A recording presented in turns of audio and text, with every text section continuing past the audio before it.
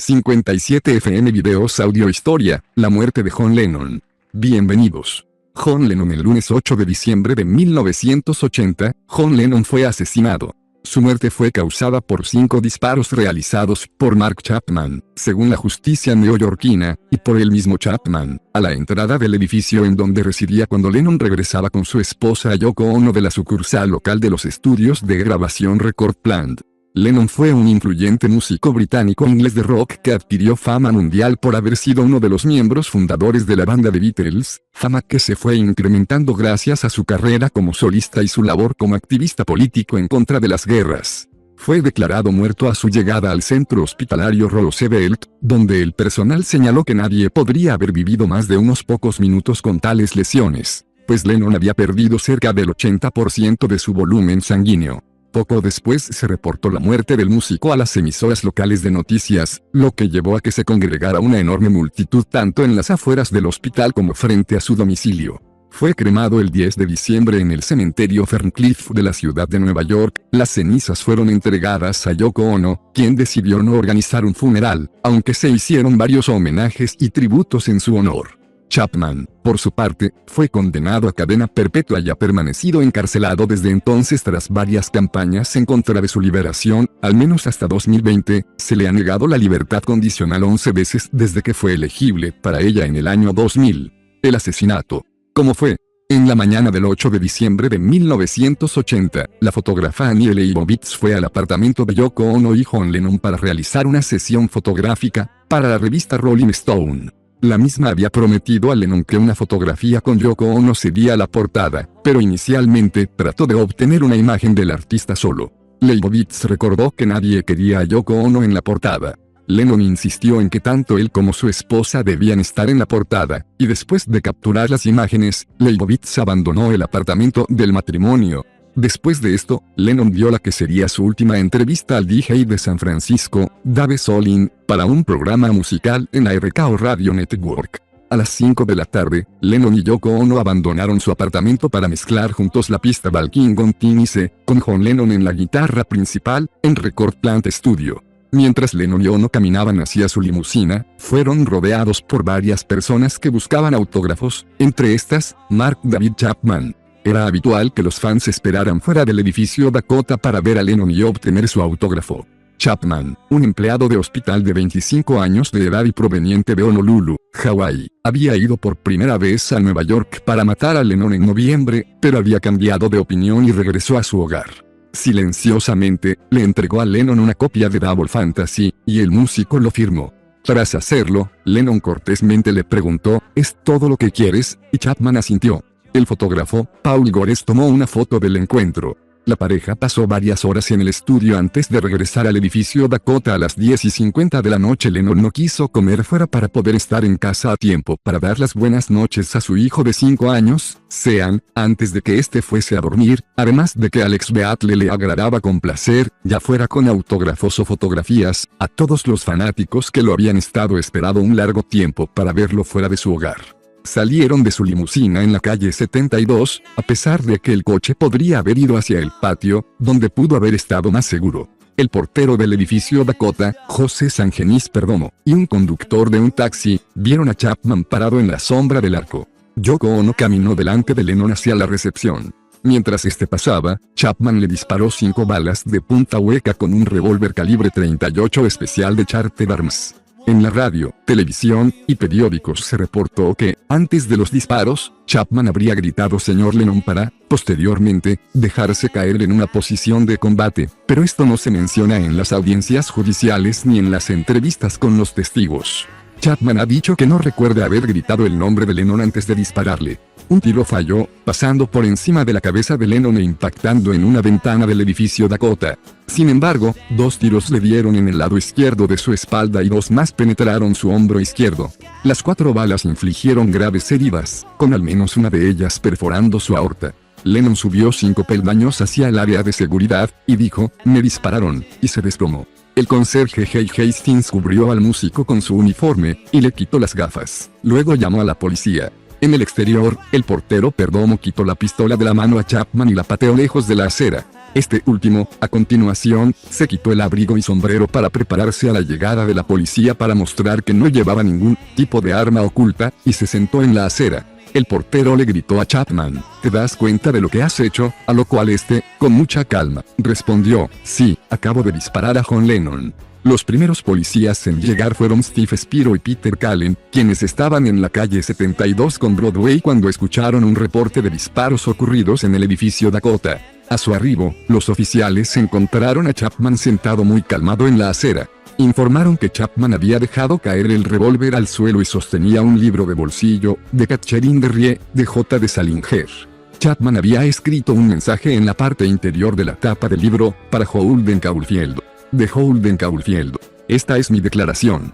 Más tarde diría que su vida reflejaba la de Holden Caulfield, el protagonista del libro. El segundo equipo de policías en llegar unos pocos minutos después estuvo compuesto por Bill Gamble y James Moran. Inmediatamente cargaron a Lennon en su carro patrulla y le llevaron rápidamente al Hospital Roosevelt. El oficial Moran dijo que colocaron al cantante en el asiento trasero. Moran preguntó, ¿sabes quién eres? Hay versiones contradictorias sobre lo que sucedió después. En una de ellas, se dice que Lennon asintió ligeramente y trató de hablar, pero solo fue capaz de emitir un sonido de gorgoteo y perdió el conocimiento poco después. El doctor Stephen Lynn recibió a Lennon en la sala de emergencias del nosocomio.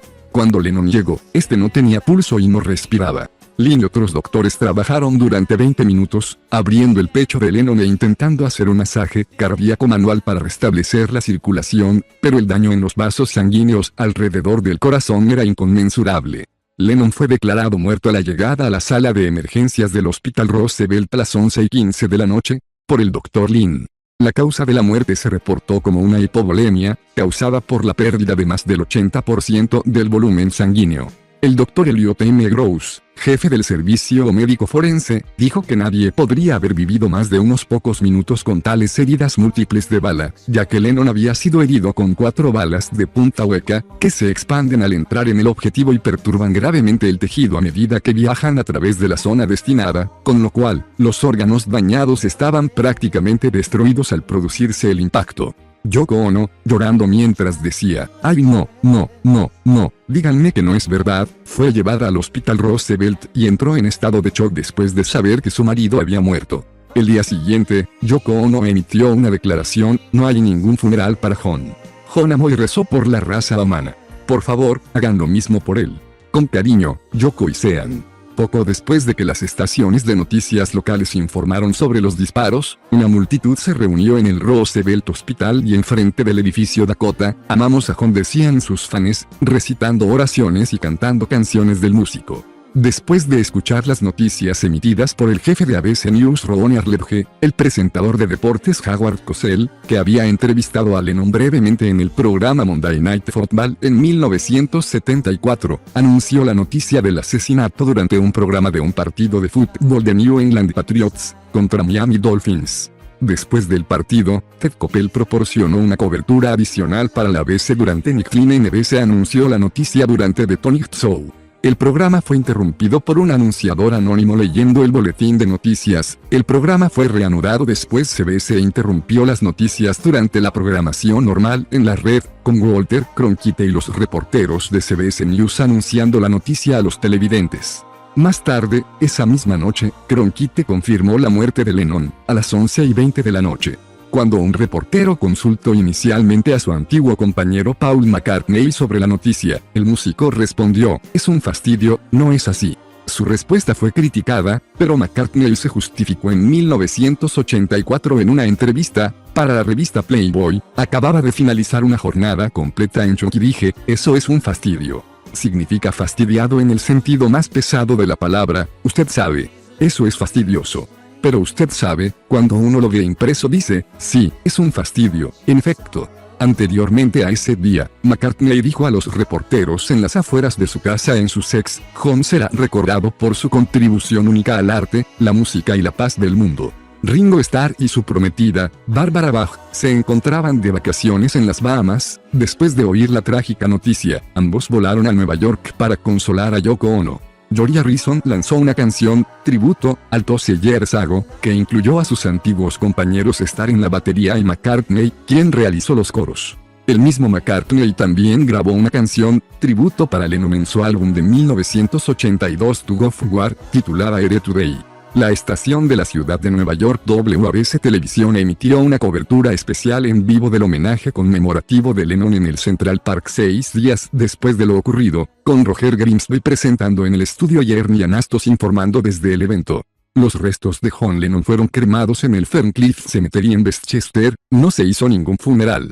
Yoko Ono envió un mensaje a la multitud que estaba en el exterior del edificio Dakota, diciendo que sus cantos le habían mantenido despierta, los invitó a que se reunieran de nueva cuenta en Central Park el siguiente domingo por 10 minutos de oración silenciosa. El 14 de diciembre de 1980, millones de personas alrededor del mundo respondieron a la solicitud de Yoko Ono de mantener 10 minutos de silencio en honor a John Lennon. 30.000 se reunieron en Liverpool, y el grupo más grande alrededor de 225.000 se reunieron en el Central Park de Nueva York, cerca del lugar de los disparos. Al menos 2 de los fanáticos de Lennon se suicidaron tras su asesinato, provocando que Yoko Ono hiciese un llamamiento público pidiendo a los dolientes no ceder a la desesperación. Yoko Ono lanzó un álbum en solitario, Season of Glass, en 1981. La portada del mismo es una fotografía de las gafas de John Lennon salpicadas de su misma sangre. Un relanzamiento en 1997 del álbum contiene Walking on Thin Ice, canción que John y Yoko grabaron en el Record Plant justo antes de que fuera asesinado. Chapman se declaró culpable del asesinato de Lennon en junio de 1981, yendo en contra de los consejos de sus abogados, quienes deseaban alegar demencia. Recibió una sentencia de cadena perpetua, pero bajo los términos de su declaración de culpabilidad se convirtió en candidato para la libertad condicional en el año 2000, después de haber cumplido 20 años. A Chapman se le ha negado la libertad condicional en las audiencias cada 2 años desde ese año y sigue encarcelado en la prisión estatal de Attica. La foto de Annie Leibovitz de John Lennon desnudo abrazando a Yoko Ono, tomada el día del asesinato, fue la portada de la revista Rolling Stone, del número del 22 de enero de 1981, la mayor parte del cual estaba dedicado a artículos, cartas y fotografías conmemorando la vida y fallecimiento de John. En 2005, la American Society of Magazine Editors la situó en una lista de las mejores portadas de revistas de los últimos 40 años. 57 FM Videos Audio Historia, la muerte de John Lennon.